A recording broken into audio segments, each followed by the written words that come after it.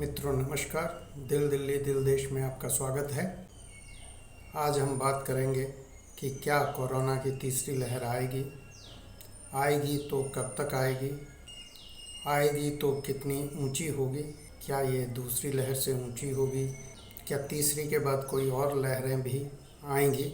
पूरे विश्व में 11.5% लोगों को वैक्सीन की दोनों खुराक मिल चुकी हैं। 6 जुलाई 2021 तक भारत में सिर्फ 4.7% आबादी को ही वैक्सीन की दोनों डोज मिली हैं। जिस देश में 5% से भी कम आबादी फुली वैक्सीनेटेड हुई हो, अगर वहाँ नेता ये दावा करते हैं कि वो तीसरी लहर को रोक सकते हैं, तो ये दावा बहुत अधिक विश्वसनीय नहीं रह जाता। विशेषज्ञों का मानना है कि अगर कोरोना को नियंत्रित करना है तो कम से कम 60% आबादी को पूरी डोज देनी होगी, इससे पहले कि वो अपनी नई लहर बना ले। सूरज, चांद, सितारे सभी गणितीय सूत्रों में बंधे हैं। सभी काल और प्रकाश की गति के सामान्य नियमों का पालन करते हैं।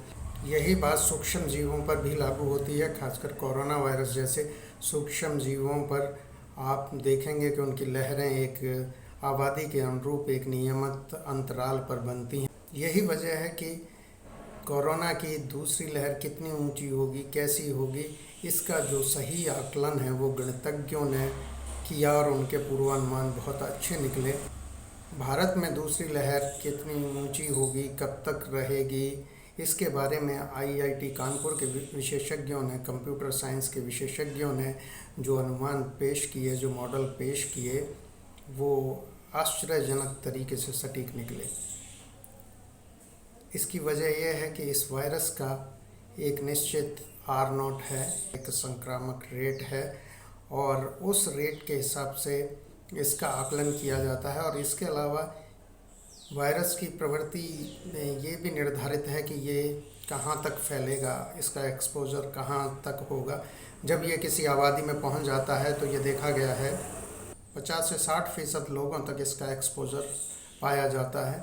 बाद के सीरो सर्वे में ये बात स्पष्ट होती है। अभी दूसरी लहर के जो सीरो सर्वे हो रहे हैं उसमें मुंबई में तो 80% आबादी तक इसका एक्सपोजर पाया गया है। बच्चों में भी 50% एक्सपोजर पाया गया है, लेकिन उनमें से सभी के अस्पताल जाने की नौबत नहीं आती है और 1% के आसपास ये जानलेवा भी साबित होता है। भारत में कोरोना की तीसरी लहर कब तक आएगी, इसको लेकर अलग अलग दावे हैं। स्टेट बैंक ऑफ इंडिया की हाल ही में आई रिपोर्ट के मुताबिक भारत में कोरोना की तीसरी लहर अगस्त के दूसरे पखवाड़े तक आ सकती है और सितंबर के मध्य तक ये पीक पर होगी। तीसरी लहर के डर से महाराष्ट्र ने फिर से प्रतिबंध कड़े करने शुरू कर दिए हैं। विशेषज्ञों का कहना है कि अगर तीसरी लहर को रोकना है तो इसके शुरू होने से पहले कम से कम 87 करोड़ लोगों को टीके की पूरी खुराक देनी होगी। भारत में कोरोना वायरस की तीसरी लहर को लेकर आईआईटी कानपुर के कंप्यूटर साइंस के प्रोफेसर मणिंदर अग्रवाल के मीडिया के इस बयान को देखते हैं जो काफ़ी चर्चित है। और मणिंदर अग्रवाल की दूसरी लहर को लेकर लगाए गए पूर्वानुमान बेहद सटीक साबित हुए हैं। तो आइए देखते हैं उनका तीसरी लहर को लेकर अनुमान।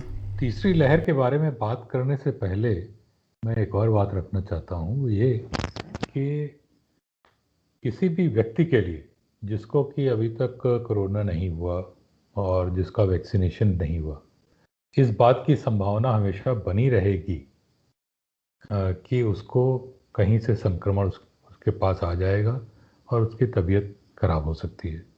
अब आते हैं संभावना तीसरी लहर की क्या है। तो तीसरी लहर की दो कंडीशंस हैं तीसरी लहर को लाने के लिए जो कि होनी चाहिए। पहली कंडीशन तो ये है कि लोग सावधानी बरतना पूर्ण रूप से छोड़ दें। क्या आवश्यक है वो ये कि एक नए प्रकार का म्यूटेंट जो तेज़ी से और भी तेज़ी से फैलने वाला हो वो आ जाए। या फिर यही म्यूटेंट नए ऐसी जगहों पे जहाँ पे अभी तक वायरस पहुँच नहीं पाया है वहाँ तक पहुँच जाए और नए जनसंख्या में संक्रमण फैलाना प्रारंभ कर दे। तो कितनी तेजी से आएगी तीसरी लहर, ये तब निर्भर करेगा कि वैक्सीनेशन देश में किस प्रकार से कितनी तेजी से हो रहा है। तीसरी लहर आ सकती है लेकिन शायद बहुत तेज जैसी कि दूसरी लहर आई उस प्रकार की शायद ना हो। गत 16 मई को अपने ब्लॉग में हमने देश की आबादी को देखते हुए अक्टूबर में तीसरी लहर का अनुमान लगाया था कि तीसरी लहर अक्टूबर में आ सकती है। किसी भी नगर जिले में जब वायरस पहुंचता है तो वो वहाँ की 60% आबादी तक जाता है और देश में पहुंचता है, देश के सभी हिस्सों में पहुंच जाता है तो 60% आबादी तक संक्रमित करता है। उसके बाद वो इसलिए कम होता है कि जब 60% संक्रमित लोग होते हैं जिनमें एंटीबॉडी होते हैं, वो फिर आगे उसे नए मरीज़ नहीं मिलते हैं, वो इसलिए कम आना शुरू कर देता है। और जब वो लहर नीचे आती है, जब 60% पर पहुंचती है तब वो पीक होता है और उसके बाद जब वो नीचे आना शुरू करती है लहर, तो सरकारें लॉकडाउन खोल देती हैं और उनका श्रेय लेने में जुट जाती हैं, जबकि इनमें सरकार की किसी लॉकडाउन की उतनी भूमिका नहीं होती जितने की वायरस की अपनी प्रवृत्ति है। तो अब बात करते हैं हम कि भारत में कोविड-19 की तीसरी लहर आएगी या नहीं आएगी।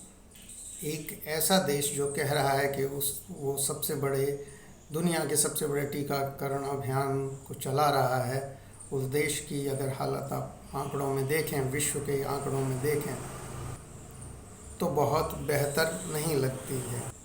विशेषज्ञों का कहना है कि अगर आप वायरस को रोकना चाहते हैं, आपको कम से कम अपनी 60% आबादी को किसी नए वेरिएंट के आने से पहले टीका दे देना होगा।